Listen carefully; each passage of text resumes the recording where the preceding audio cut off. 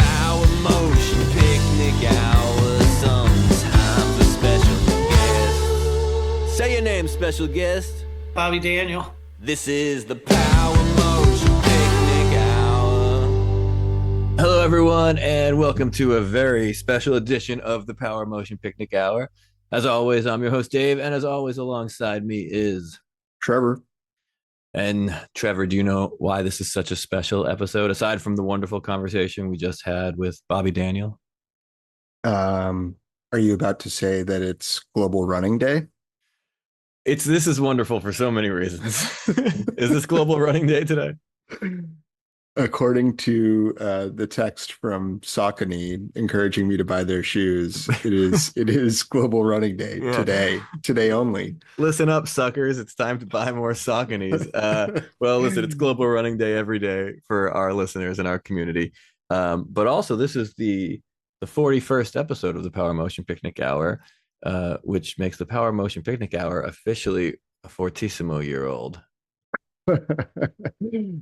And all right, I think that's something we celebrate. That's cause to celebrate for sure. And we did forget to celebrate our 1-year anniversary. We even talked about doing a big 1-year anniversary show, but that was actually May 9th, I believe. Yeah. Depending on which episode you consider the first, the unrecorded actual first, or the first, the day we recorded it, or the day we released it. I think May 9th is the release date. Yeah, and that would have been nice to celebrate. But, as we always like to say here, this is our podcast, so we can do what we want. The same way that we celebrate the length of a week being just how long it's been since we've done an episode. Right. Yep. And we record very irregularly. We do. And this happened to be an exceptionally short week in running. Very, very good week in running, I will say, but a short one because our special guest arrangements just happened to line up. As we heard from our last special guest, it was hard to find a date, and when we finally found one, we just ended up having a couple special guests in 1 week. That's cool. That's how it goes. Sometimes you get 2 a days, and sometimes you have 2 guests in a week. Sometimes you follow up a 3-week long weekend running with a 2-day long weekend running. But yeah, this is a very, very special week, and our conversation we just had with Bobby was totally cool. We talked a lot about running, but we talked about his current band Broken Gold. We talked about his time playing with Fastball, his time playing with Alejandro Escovedo, a good friend of the pod and a good runner. Yeah, great conversation. Yes, why don't we jump right into it and then we'll come back. Oh, well, we have to mention one other thing, which is we did leave the dear listener with a major cliffhanger. Let's not forget. Yeah, we left him with a huge cliffhanger at the end of the last episode, at the end of our last interview with Jeff Colt. He got cut off while leaving us with what seemed like were about to be words of wisdom. Words of wisdom. He was saying, as my parting words, I will leave you with this, and there something along those lines, and then it got cut off. Yeah, and as our parting words for this intro, we'll leave you with the knowledge that we will answer the question of what was Jeff going to say at some point during this upcoming interview and great conversation with Bobby. This is the Power Motion Picnic Hour. You're calling in from Austin? Yeah. Awesome. How's the weather out? How's the running weather? It's horrible. Really? Absolutely horrible. I was just talking to someone this morning about it started even earlier and it's even more humid. And I was like, it's going to drive me out of this state. The politics or the humidity one is going to run me out of here. It's a proper race. Which one can do it first? For sure. I've been to Texas a lot. I don't think I've ever gone running while in Texas. There's the advantage of never gets cold. Yeah. So you don't have to get the weird cold weather running clothes. Yeah. I did a run in Manhattan where I live today, and it felt pretty hot, but I'm sure it wasn't as hot as Austin. What was it? Do you happen to know? It was probably not even 80. Yeah. I mean, it's relative to whatever you're used to, right? Yeah, for sure. Yeah, I ran at 6:30 this morning, and it was 82 at 6:30 a.m. and 85% humidity. Oh my God! Is that when you usually run in the morning? Yeah, until I can't take it anymore, and then I convince myself that it's better to run in the evening. Yeah. Even if it's like 105, the humidity will be in the 40%. And then you think that feels better for a minute until you just get burnt to a crisp and you go back to mornings. Yeah. I ran at 3:30 in the afternoon. It was totally fun. Trevor, did you run today? I've run early in the past, and I've been trying to get back to running early just so I can stay consistent. And so I've been running like 5:36. But this morning I was able to run at 8:30, which was nice. It was nice to wait a bit, but it did feel hot. And same thing, it was like not hot, low 80s probably. Decent humidity, but yeah, nothing like what you're talking about, Bobby. Yeah, it's terrible. I mean, we kind of get used to it a little bit. But yeah. Are you in the city in Austin? Are you out in the burbs a little bit, or? I mean, it's relative, right? So I'm like 3.5 miles from the Continental Club. All right. So like I'm close to town, but yeah. You're like 3.5 miles south from the Continental? Yeah. Okay, cool. I think I went to a practice space down there the last time I played in Austin, about 3.5 miles south from the Continental. Yeah, like somewhat recently. Yeah, it was probably 2 years ago. Yeah, a place called Space, I bet. Yep, that's the spot. Yeah. That was awesome. Yeah, that's in my neighborhood for sure. Oh, cool. That's a great spot. That seems like a nice place for running, but yeah, maybe in a different season. For sure. Oh man. So you were referred to us to invite on the show from our mutual friend Alejandro. Yeah, man. And I think he told me you run pretty far. It depends on what's going on. Like I've run some ultras and stuff, so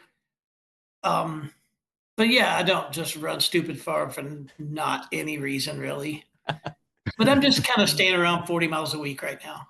Oh, cool. That's nice. That's good. Oh, and that reminds me, something we shouldn't forget to do, which I always forget, is we like to ask our special guests to introduce themselves and say at least their names so that we can splice it into our intro.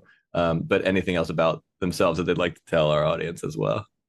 Oh, dang. I don't know what I want to tell anybody, but hey, I'm Bobby Daniel. That's good. Awesome. That's enough. I think you're the first special guest to leave it at that, which is really cool.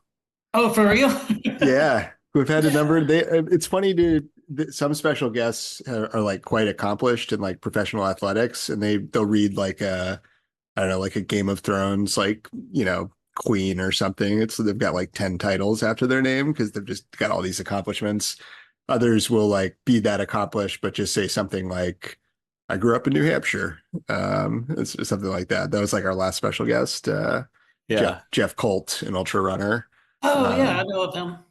Jeff, so he's like, oh, I'm Jeff Colt, and he's like, winning races and top 10 at the major ultras. And he's like, I'm Jeff Colt, and I grew up in New Hampshire, skiing and running. Fantastic. That was a good one, actually. You're right. I like such an open-ended question because it can get there's so many different ways to answer it. And so yeah, today was a good one. A first. Historic. Well, yeah, I mean, I don't know. If I would say anything else, it would just be I love the intersection of running and music. Ooh, that's a good one too. I know that's the other thing. Just like us. Yeah, and that's a good segue to an open-ended segue to any number of follow-up questions. But yeah, like we have, I think, a lot of guests like that, right? Who have that overlap.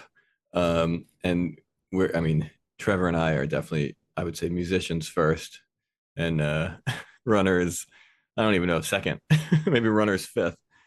Yeah, I mean, that's the same for me as well. It's just a passion and key to my sanity. So what came first, music or running? Music? Yeah, well, it depends on how far we go back. Like I definitely ran cross country in like middle school. Okay. but I wasn't really into it. I was more like chasing a girl, I guess. Yeah. And then it took till I was 35 to start running again. So music definitely came first. Yeah, I can't tell any bit of the story without including that I got sober in 2005. Ah, There was nice. no running between middle school and Okay. then. A And long then that hiatus. kind of like led to, yeah, just wanting to live. Yeah. Yeah. I mean, well, um, running, I mean, those two things go very well together. Yeah. And I don't know. Yeah, I think running, well, I think sobriety makes running easier, and running probably makes sobriety easier. For sure. And like if you don't drink and do anything and you're a touring musician, what are you gonna do? Yeah. Like you're playing for 90 minutes a night tops, Yeah. and then you've got all this other time to kill. And that just became my groove, was just like getting out in whatever city and just seeing as much of it as I could on my feet.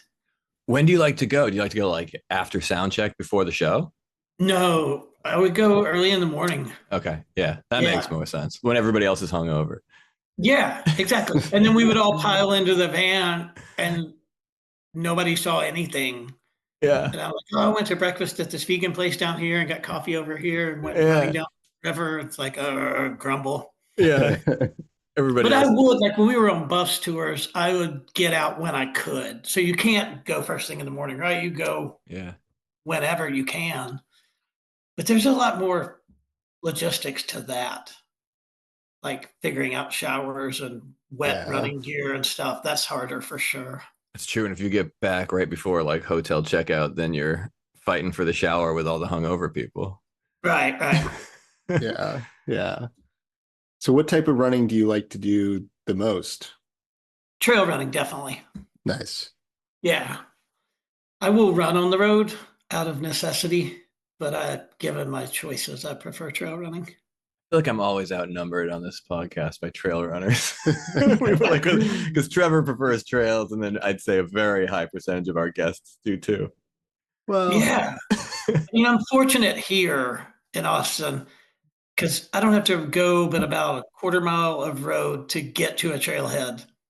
And I can take that all the way downtown and connect it to, and I can go south also. So there's probably that's 30 miles awesome. of trail out my door. Wow. Oh, Um, that's incredible. but then, some days you just got to get a quick hour run in and you just run through the neighborhood. And that's what it is. I And was go ahead. no, I was just going to contrast to that with what I did today, which was I just moved and across Manhattan, and I went to run to the river, and I was going to run up to the track, but the entire stretch from like near where I live by the river to the track is under construction. So I was just doing this like hilarious running through Manhattan, about 2.5 miles. See, I've done that too. Like it's like a total, like a fool. Like I think but like, what are you gonna do? I'm staying at some hotel. I'm just trying to get somewhere where it opens up enough to actually run. I do love what you're describing though, because that's actually my favorite kind of running, is like running through a city I'm visiting. Yeah. Like I mean, yeah. when I was out with Alejandro way back, like Google Maps was even kind of a newish thing on your phone or whatever. And we would get somewhere and I would just open it up and look for like green spaces. Yeah. And just kind of plot it out. Okay, in the morning, I'm going to get up at this time and I'm going to go that way and just see what happens. I like that too. Yeah. I did that. I was in Wales in January, and I did like a run that, yeah, I looked on Google Maps, but I didn't bring a phone with me. But there was a river. So I ran along the river for about 5 miles and turned around. It was kind of amazing. Yeah. I've discovered when I was in Europe running that, like, I think this was years and years ago, but I didn't have like international services turned on or whatever. But the little blue dot will still move across the map regardless. So you can be like relative to where you are. Oh, because it's probably GPS. It might be Yeah, GPS, right. not, yeah. You don't need the cellular. Yeah. I mean, that probably sounds like duh now, but No, 15 years ago, I was like, damn. no, I would always get to a new country, and it's surprising what level of cell phone service I do have, and what I can do. And somebody could explain to me why certain things sometimes work, but I don't understand it. Well, I mean, that's what you do when you go into like backcountry or, places where you're going to lose signal is you can, on the apps, you need to either like download it in advance. So you have like all like the map data you need, and then the GPS can still follow you. Or you can even send like a GPS beacon. So like somebody else can track you. Yeah. It's pretty cool technology. When Bobby, when were you on the road with Alejandro? Which what years or records or whatever? Yeah, I think 2008 to 2015. Oh, cool. It's a nice long run. Yeah. It was a good long run. I think I think I held it down longer than anybody Yeah, that's awesome. on the bass position. Did you guys go running together? Every now and again. Yeah. Yeah, I don't think he'd mind me saying back then he was not waking up early. No. Yeah. But he would always surprise me. Like he's always down for shit. Like I remember we flew into Spain and like landed in San Sebastian, and I like go put my stuff in the hotel room, and I immediately am just going to try to stay up till like regular bedtime. Yeah. So I'm going to go for a run. And I get ready and I go downstairs, and he's in the lobby and he's like, let's go get stand-up paddle boards over there. And I'm like, let's do it. Wow. Let's go.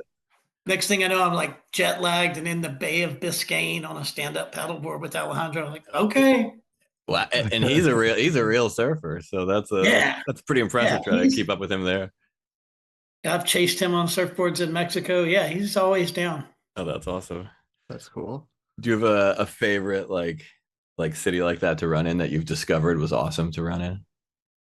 Man, I like, I don't know. In cities, I kind of like any city built sort of like Austin where there's a river and there's bridges, right? Yeah. Like Portland or Cincinnati or wherever, there's like, if you're just a tourist that just landed here for 26 hours, that's pretty much the best thing you can ask for is just a river, some bridges, pick your distance and go. Yeah. And then anything beyond that just requires logistics, Yeah. Well, then New York works pretty good. We got a few bridges. Yeah. I would always be like staying in Jersey or some shit, Oh, that's tougher though. Yeah, I don't even know if you can run over from Jersey. Can you run over the GW? It's gnarly. Just even running over there is crazy. But like the level I toured for so many years is like you see New York City on the itinerary, you're like, hell yeah, you're staying in Jersey. Yeah. You see the venue, and that's it. Maybe you eat somewhere nearby, but then back to the Meadowlands or wherever they put people. And like you can't if you're like the Meadowlands, someone was just asked me about that recently, like about they wanted to go to I think it was like a sports game, and they're like, how easy is it to get in like to the Meadowlands from Manhattan? I'm like, it's like impossible. Like it's like you take 2 trains and it takes forever, and I don't even know. Not that I go out there much. I've done some fun stuff where it's like did require logistics, but this was like as I got better at this traveling, playing music and running thing, where it would start to like, oh, we're going here, and then I would even like go a day early. Yeah. Or like know that I'm going to rent a car and I'm going to drive to Zion or some shit. Like I'm like making shit come together. Like I was playing with this band Fastball after I quit playing with Alejandro. Mm-hmm. And we played like every Saturday at a casino in Las Vegas. Nice. Like it was like a residency, but like we would just go Friday night, play Saturday night, and fly home Sunday. So Las Vegas is dreadful anyway. Yeah. And so I'm like, get out of here. Could you run in Vegas? I guess it gets cold at night, right? Well, I just got out of Vegas. So I would land Friday night, get the rental car, go to the hotel, get up in the morning, and drive to the mountains. Oh, yeah. Nice. And go around Mount Charleston or go, like I said, to Zion or something. Like every weekend, I just picked like an outdoor running adventure around this bullshit gig I had to do at a casino 5 o'clock on Saturday. But it was a blast. Like, that rules. That's funny to think too. Like, Fastball, right? Like for any of our listeners who don't remember them, they had one really big hit in the 90s. And so like a big enough hit, obviously, that people still remember it. But so I guess that's the kind of gig open to a band like that, right? That's not open to just any band who had like a normal, regular, medium-sized career in the 90s, let's say. Right. It's a weird existence. And you're kind of like grateful for some of it. And then some of it is, I mean, if you're realistic about it, I think, then it's like, hey, I guess I didn't realize until I was playing with them that you could have one song. Yeah. And basically do this for the rest of your life just off one song. Yeah. It's almost like writing a Christmas song. Yeah. I mean, it's wild. And some of the stuff would be pretty cool, but it's like what I learned later was like a soft ticket band, right? It's like a festival or a free show in the park or a barbecue cook-off or something like that. But if you get in the van and go play clubs, like, no, nobody remembers. How much of a set, like how long of a set could you put together? Oh, well, they've been making records since. Ah. Yeah. They've got like 15 records out or something. So I'm not as familiar with their current stuff as nobody else is either. No, Trevor mostly knows the song. But there's plenty of material. their one song from the 90s that I remember. Wait, where in the set does that song go? I think you know. You can't open with it. I guess you'll lose a percentage of the audience. And so I guess you won't mind me asking, like, are there like other fans that are there to hear the new stuff? Yeah, absolutely.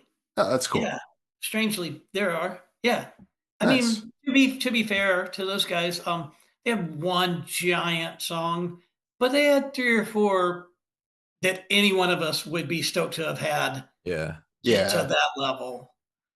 Yeah, like Johnny Marks, he wrote Rudolph the Red-Nosed Reindeer, but he also wrote Rockin' Around the Christmas Tree.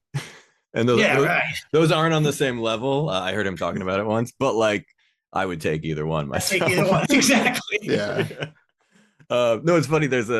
Maybe you guys have heard this. There's a live version of Ray Wiley Hubbard doing Up Against the Wall, Redneck Mother, and he does this extended talking part in the middle, like it's probably during the spelling part, but there's this extended monologue he does. And he has some line about like, if you write a song, like before you do, think about like, can I play this song? Do I want to play this song for 40 years? Absolutely. I used to play with Ray too. Oh yeah. Oh, cool. Yeah. And I have told that to a million people, that deal about, make sure you want to play it every night for the rest of your life, because that'll be the one. But he also says in that spiel, and I'm sure he's used a version of this spiel a million times, he also says, but then, about every couple months, I walk out to the mailbox and I get the a letter with the check, and then it's okay. And that's probably makes it all right. Yeah, that's the double-edged sword of that kind of thing. He is a character. He's a great songwriter. I've never met him, although I know a few people who've played with him, and some who play with him currently, actually. Yeah.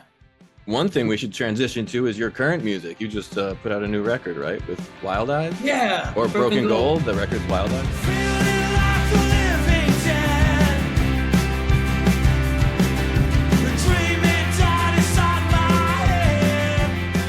That's with my friend Ian from the Riverboat Gamblers. And, we met actually when I was playing with Alejandro. I'm trying to think of the connection there, but Alejandro's got a bunch of brothers, most notably Javier from the Zeros. Yeah. And then his brother Mario plays in the Dragons. I think the Dragons and the Riverboat Gamblers played together some shows. Anyway, that's how Ian and I met. And we were always wanting to be in a band together. We were always too busy doing other stuff. Yeah. Whether it was with the Riverboat Gamblers, and then he went on to play with Band of Horses for like 5 years while I was playing with Fastball. And then like 2019, I think we had some time and we put together this covers project called Number One Record, where it was Ian's idea that we would just pick a record, learn it, play it live once, and then move on to the next one. Nice.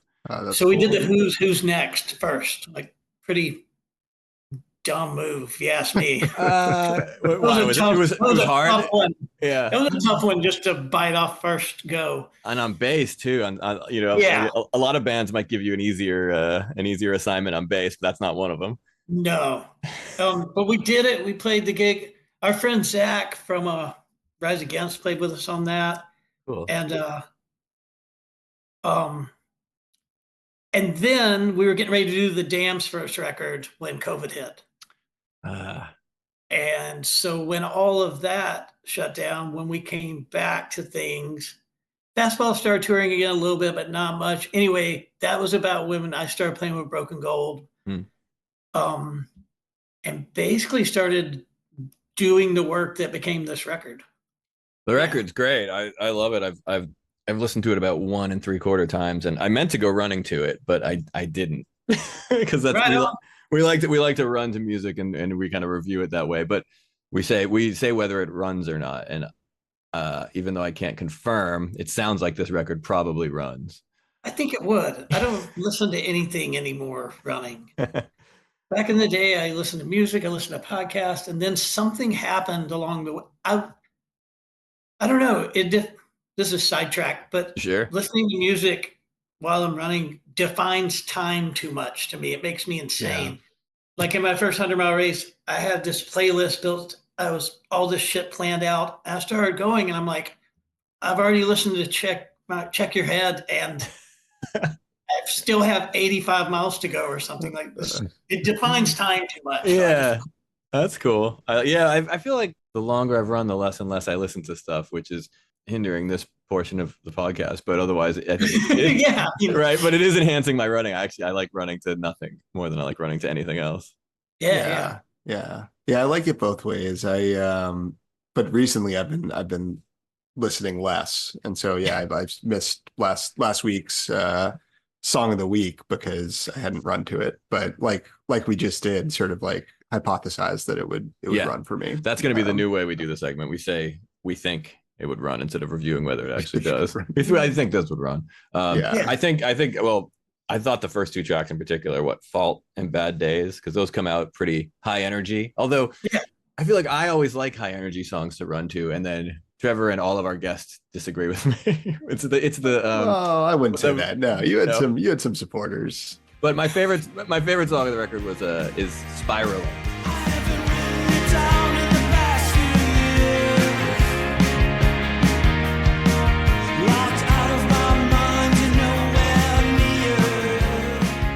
Oh yeah.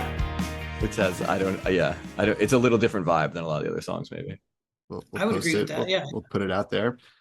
Yeah, it's funny you made that comment about time though, because I think that's something I actually like about music sometimes, is that it can like stretch the time. So I tend to like slower stuff sometimes, and even the last song of the week is just like sort of a little like spaced out and kind of drawn out. And for me, if I'm in a space of like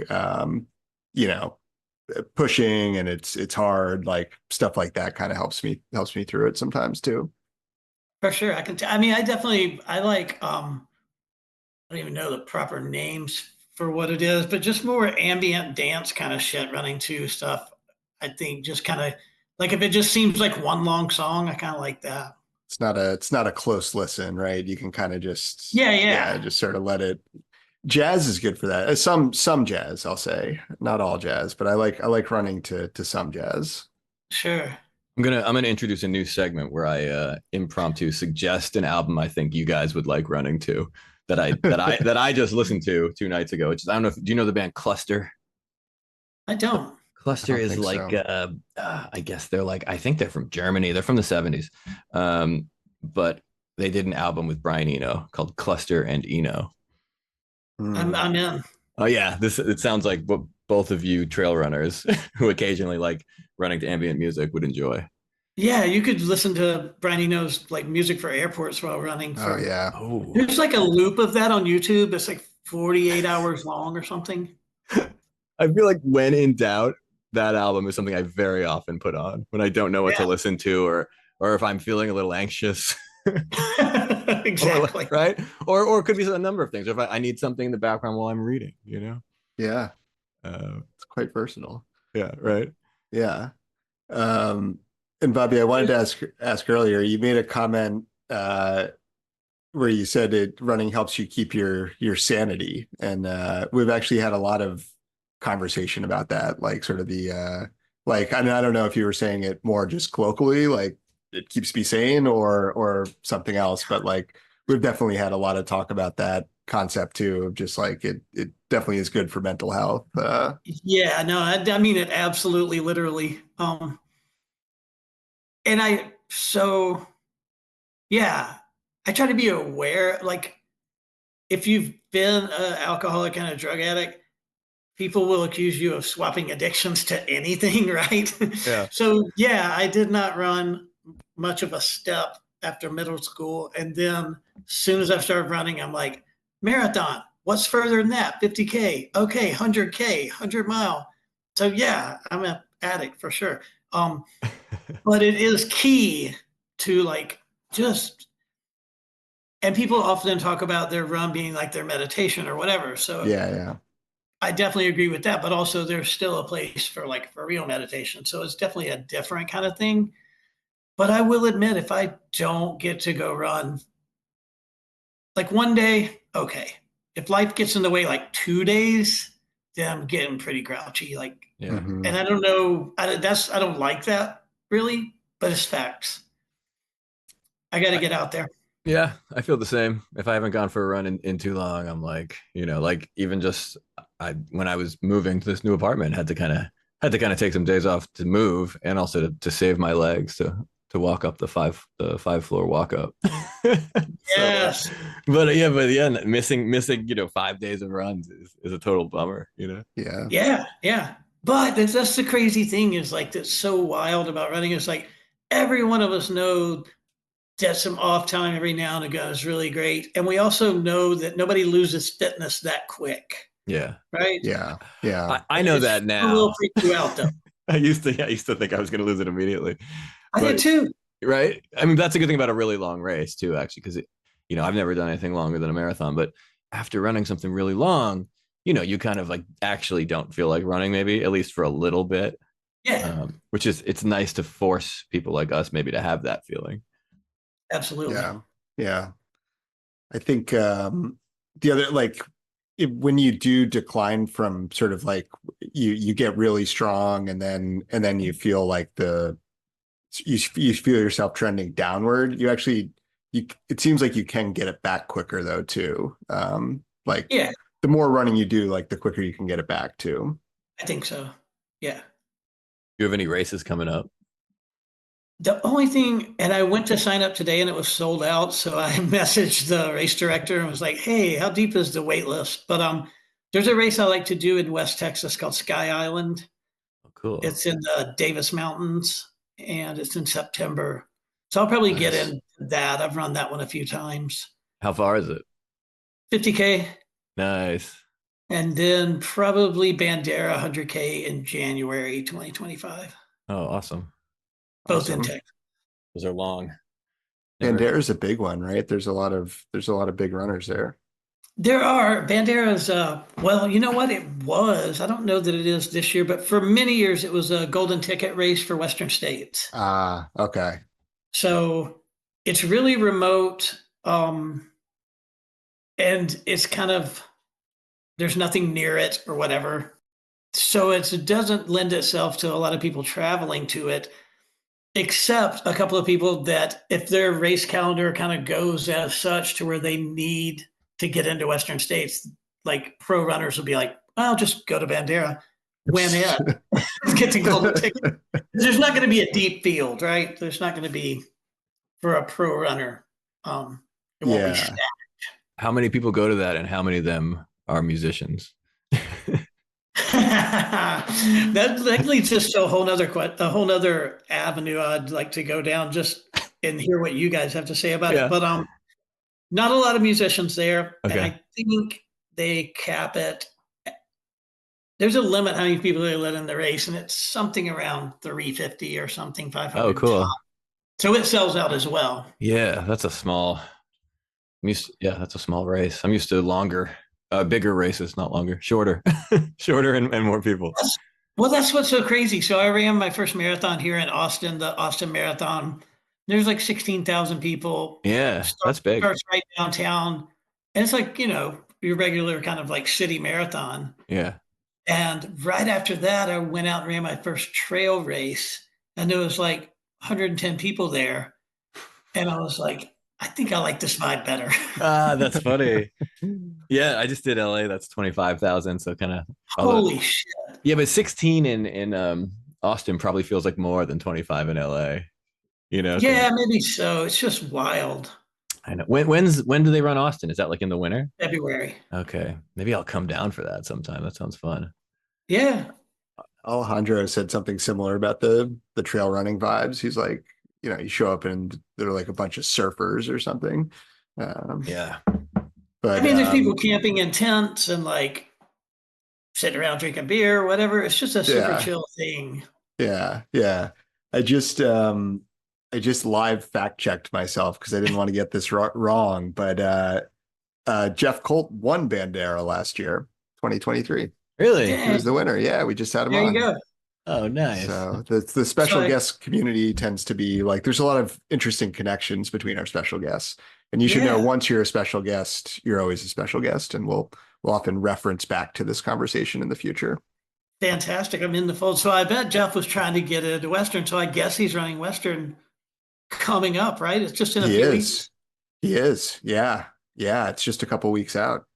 Amazing. And like the type of podcasters we are, we didn't really ask him about that. I was going to say, we talked mostly about minor ski areas in New Hampshire. Yeah. Whatever we should be focusing on, we try to get off topic and ramble as much as we can. Good. I had no idea what to expect. So that's right up. That's my style. And we do. Yeah. And we do have a hidden time limit. These things. And I've been doing a bad job recently of telling people how low we're running on time. And the last episode was a great example of that, when we asked Jeff for his closing words, and then it cut off right before he offered them. Yes. It was like amazing. It was like a perfect cut. Although we did find out what they were, and we will share them with our listeners. Well, do you want to hear it? Do you want to hear them, Bobby? Yeah. Okay, let's hear what were Jeff's closing words. Yeah. All right. So yeah, it's sort of, I think Dave just did the setup, but Jeff was saying something along the lines of, like parting words. Usually for my parting words, I say this, and then it cuts into our theme song. So he emailed us a little bit after, because we asked what it was, and he said, here it goes. Stay together, learn the flowers, go light. That's a Gary Snyder quote. Dang, that's pretty nice. It's pretty cool. That's well thought out. But Jeff Cole's probably done 100 podcasts. Yeah, I know. That's cheating. It's cheating if you. He was prepared. He practiced. It's like, I mean, in all those podcasts, he's going to be talking about Western states. I figure we can give him a break from that. And no, that's an absolutely great point, for sure. Let our listeners, if they want to hear about his training up to Western states, or coverage about the field. I'm sure other podcasters are talking about that. But I was gonna say, I should say, the reason I said that is because we are running low on time now. and I wanted to give us a moment for closing thoughts. So we can't do it twice. We can't do 2 weeks in a row. We have to wait at least 10 episodes to have that same thing happen again. So So Bobby, are there any closing thoughts you'd like to leave the listener with, or or plug anything for related to Broken Gold or any other music, or you can even just say your name again if you want. I will tie one thing together. When you say running out of time, like how long have we got here? We have 3 minutes and 10 seconds. Okay. Well, you mentioned how many of those runners at Bandera were musicians, and I said that's a thing I love, is like finding out someone is a runner. We all know everything we need to know about the bands we love and this guy and that guy, and then you learn that somebody's a runner, like finding out Johnny Marr goes for a run all the time, meeting different people. I've met a bunch of people over the years. And my favorite thing in the world is to be in their town and somebody come scoop me at the hotel and take me out for a run. And then when anybody's playing in Austin, that invitation is wide open. So I will tell you guys that. Wow. Hook anybody you want to up with my information. If they're going to be in Austin for something and they want to go run, I'm down. Oh, that's awesome. Awesome. That's very generous. And that is great closing words and closing thoughts. And based on who I think our listening audience is, I think you'll be hearing from somebody at some point when the temperatures go down.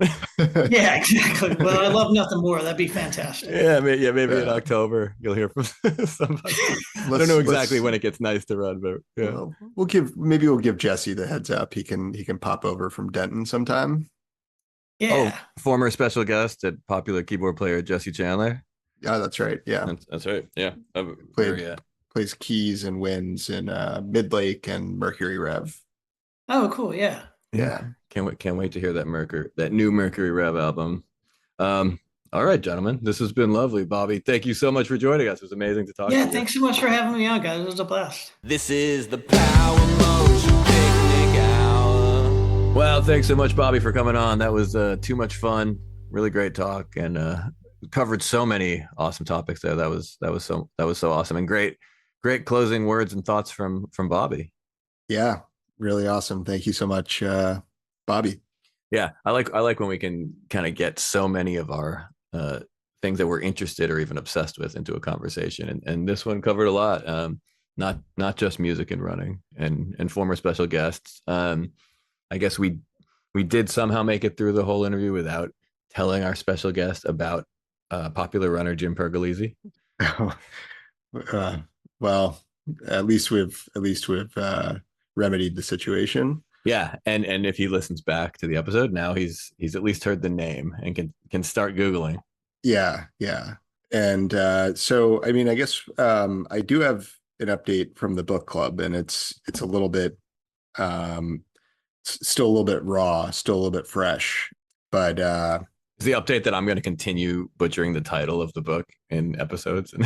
The issue is one of my dogs ate not my running partner Lenny, but his friend, the other dog that lives with us, Abe, ate my copy. Thankfully, I think only short stories towards the end, such as The Match, which I don't think is a chapter in the book. I think it's just a separate short story. Also lost The Disgrace of Jim Scarfdale. Which sounds like a great story as well. But I guess what you're trying to say is that you didn't finish the story this week either, right? Which is my dog literally ate the book, not in such a way that I wouldn't have been able to read it, and still can't read it. And it also only happened about an hour ago. All right, but that's fine. I mean, like we just want to be transparent about the situation. Still a little bit sad. It was a nice copy. It was a nice vintage copy that's now eaten up. I saw you hold it up to the screen here. It was a good looking copy. I read the PDF online version. Yeah, that's what I should have done all along. No, I was gonna go. There's a nice McNally Jackson bookstore at Rockefeller Center. I was gonna go. That said online they had a copy. I was gonna go there to try to buy it myself, but whatever. Yeah, life is what happens when you're busy Googling how to get to a bookstore. Well, so far I do really like the writing about running. I like the running description. Some of the language and writing style I don't love at times, told from the perspective of a 17-year-old in Borstal. Yeah, Borstal. Yeah, Borstal. Yeah, I know. I mean, I know how to say that because of the song Borstal Breakout. And now that I've mentioned it, maybe I'll edit that in. But seems to be like a sort of low security prison type of setup. Yeah, I think. Well, we can have people correct us in the mailbag if I'm wrong. I think a Borstal is just a reform school for teenagers in juvie. The UK. It's juvie. Yeah, we call it juvie over here. Juvie. Yeah, and I do appreciate very much the descriptions of the morning pre-run, standing out in the cold, and he says everything's dead, but it's the good dead that's about to come alive, not the live type that has just died or something like that. That's a great quote. Kind of a good quote. We should probably ask, because we haven't had a lot of British special guests on this show, but we have had one. Yeah, we should see what Tom thinks of Stiletto. Yeah. What does Tom Bosworth think about this? Because I bet you he's read it. Because I feel like that whole movement, the angry young man, right? Movement in British literature and film was a real big deal over there. And in the US, nobody paid any attention to that. This is not a thing here, Yeah. like I recently watched the film. What is it called? The um, I don't know. Don't Look Back in Anger. Maybe it was called Look Back in Anger. Yeah. Yeah. Did I mention that on Probably. pod? I don't think so. Maybe. Oh, it's good. It's a good film. But I recently watched that, and yeah, nobody watches that here. Yeah. Yeah. But over there, Well, they're writing Oasis songs about it, and then like this short story, you know, Belle and Sebastian's writing about it, and it was just a whole part of the culture over there that we just didn't have. yeah. Yeah. Well, I think we can probably finish up. I mean, I'll definitely finish the book and the story rather. Whatever we want to call it, the not a novella, but short story, I guess. Yeah. So we'll pick it up again next week. Yeah, stay who tuned. knows? Who knows? Maybe I'll have finished it by then. I think I will. Who knows what could happen? But anyway, as far as this week goes, how was your weekend running? It was great. I ran every day. Nice. It was a good weekend running. Getting back out there early, consistent. After several weeks of saying I needed to do that, I feel like I've actually done it this week in running. And what an exciting week to do it on the Fortissimo episode of the Power Motion Picnic Hour. As you know, I was thinking we're going to be getting a little older, you and I. We have almost the same birthday. How long do we get to be Fortissimo for? How many years? How many more years? Yeah. When does the Fortissimo period of boyhood end? I'd think for Fortissimo at 9. Okay. I'll stick with that. I like that. So we got a while. I mean, yeah, the later Fortissimos, it's kind of like being an elder millennial, you know. There's some relativity there, but I think you're still Fortissimo up to 49. Okay. No, I mean, we invented the term, so we can define it. So Fortissimo means either like over 40 and a half, but under 50. Or maybe you could be Fortissimo. I mean, Bobby Daniel is, I think, past his Fortissimos in actual age, but I very much consider still having the Fortissimo spirit. I mean, good point. Yeah. So if you can capture it, being Fortissimo is truly a movable feast. And if you can capture it when you're first in the sweet spot, you can have it with you for the rest of your life. That's exactly right. Yeah. Okay. Good. Yeah. Hemingway, not a runner, I don't think, but his writing sure does run. Yeah. Oh yeah, exactly. Oh, maybe I'll try running to a Hemingway book on tape. I bet it's good. I mean, that man's writing. He's the novelist I've read the second most novels by. Who's the first? Philip Roth? Yeah, correct. I've read like a million Philip Roth and probably like I think 7 Hemingways. Yeah. But like I've read like twice as many Philip Roths. I don't know. Mine might be Cormac McCarthy. That's your number one? Possibly. Oh, wow. I think I just have 2 from him. Yeah. I started with some pretty intense ones. Did you read Blood Meridian? I did. That was the first one I read, and it was a crazy book. It was crazy. Yeah. I was scandalized by that book. That was a wild book. Yeah, they compare his writing style to Faulkner, which I see. I found Faulkner to be harder to read. And well, did you read The Sound and the Fury? I did. Yeah. That one's part 1 of that is pretty hard to read. It's pretty damn hard read. Yeah. Yeah, I found Cormac's writing to be like completely crazy at times, but a little bit more understandable. But did you read As I Lay Dying? No, is that the first in like the Border trilogy? No, that's a Faulkner. Oh, you're talking about Faulkner. No, I didn't. I know we have at least one listener who would have considered that their favorite book at some point. That one I prefer, and it's also a lot easier to read. So check that out. Yeah, no running in it, but I think there's walking. Did actually, funny enough, I have The Old Man and the Sea audiobook on Spotify saved somewhere.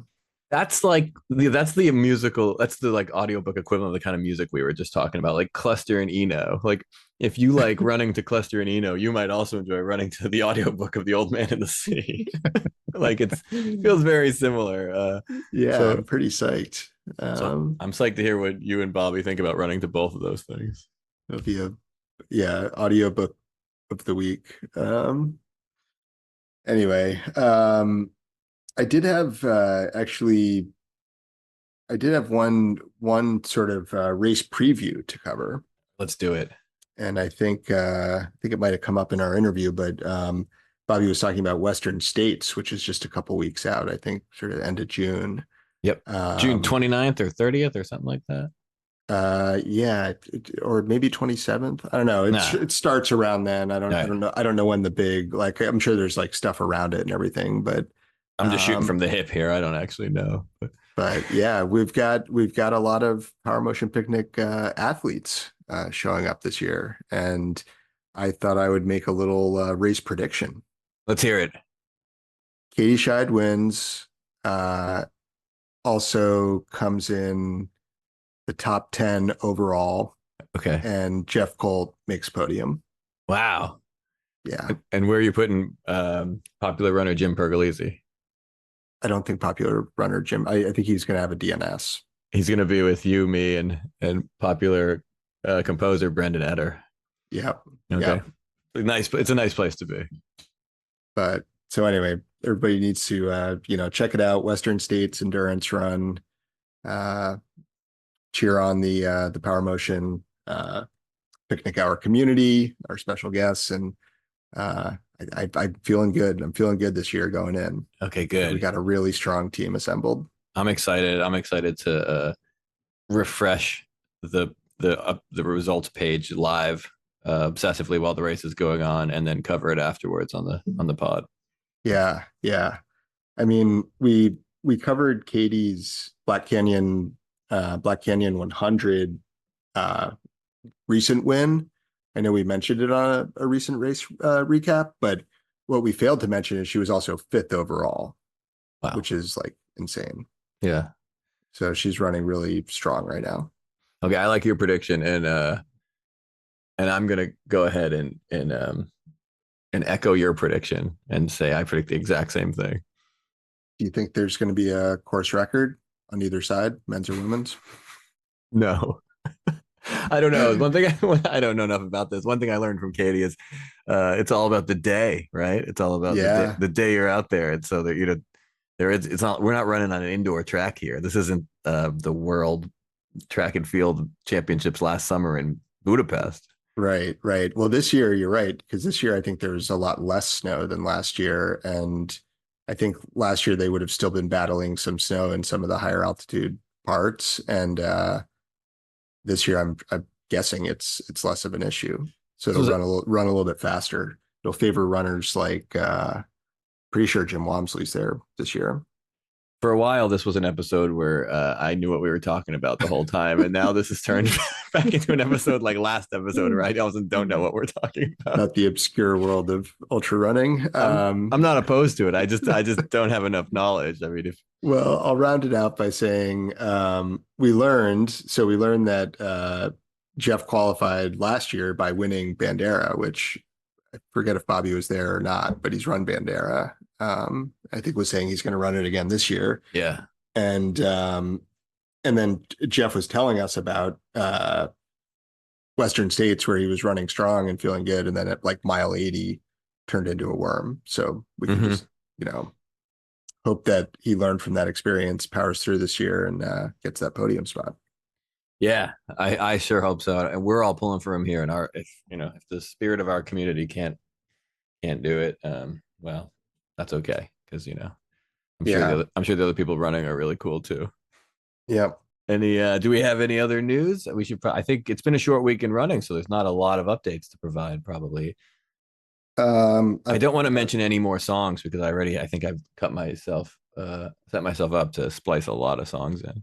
Yeah, we don't have to splice here because we did last week. I did listen to You Got I Want, last week's song of the week, Well Running. I did run to it. As expected, it ran for me. It ran. I didn't run to their whole album yet, which I said I would, but just with the short week, I didn't really have the opportunity, but maybe I'll do that soon. Although we'll see. I'm going to be heading to Spain shortly. So I'll be doing some running in Spain, talk about running in the heat. Yeah. Be running in southern Spain in June.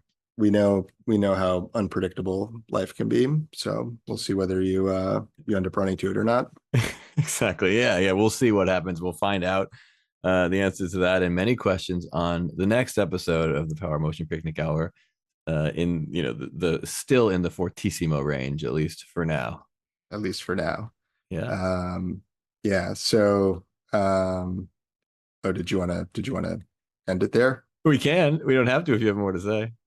Well, I guess I'll say I had two other small pieces of business. All right, let's do it. Let's do it. Okay. And I did remember the lyric from last week that I was saying was about running. It was not about running, but it reminded me of running, which I picked up on today, which is at some point, I think she says, I'll walk a few feet for miles, which is kind of like how ultra running feels sometimes. It's just sort of like every step, and you just do that. And then pretty soon it adds up. A few feet. That makes me think of like Toe Jam and Earl. Toe Jam specifically. But maybe that's probably not what she meant. No. Walk a few feet as in like a distance. Not that she has 3 feet like Toe Jam from Toe Jam and Earl. I don't think so. At least that was not my interpretation. Did you ever play that game? For Sega? Yeah. Sega Genesis? Yeah. Love that game. That was a good one. I always played as Toe Jam. Yeah. I don't remember much about it. If you were Earl and you didn't move for long enough, his pants would fall down. Anyway, sorry. Good old classic days. Classic game. Classic time spent not running. So I guess this is sort of an live outbound mailbag, and we'll see if it reaches listener Dan. But I feel like listener Dan has been sort of teasing out some different sort of ideas over these various like audio messages of short music clips and occasionally an odd video and then Dancing Nathan and a lot of inbound mailbag about regional stoner rock as well. And I was wondering if listener Dan, who's a prolific songwriter, would perhaps be interested in writing a regional stoner rock Power Motion Picnic Hour related song. Oh, that would be great. I'd love to hear it and probably feature it on the show. I mean, I'm comfortable committing to that right now. Could be a song of the week. I mean, some of listener Dan's recent stuff is like super beautiful too. So I'd be honored to have a Power Motion Picnic song by listener Dan. Yeah, I would very much. I've loved his recent stuff as well. And then if he becomes somehow officially part of the show, we can actually say his real name. That's how it works here. Might even become a special guest. Who knows? Who knows? The future is unpredictable like that. Completely. Yeah. So yeah, that's what I had. Okay, good. No, me too. I just wanted to leave the closing words. The future is like Toe Jam and Earl walking a few feet for miles. And yeah, until next time. Onward.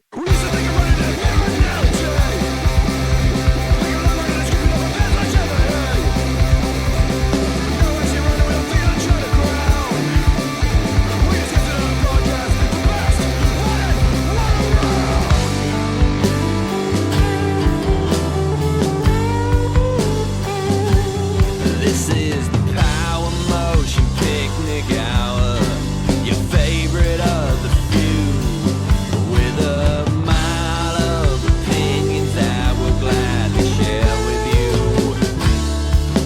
This is the Power Motion Picnic Hour, you deserve nothing less. The Power Motion Picnic Hour, sometimes a special guest. Say your name, special guest. Bobby Daniel. This is the Power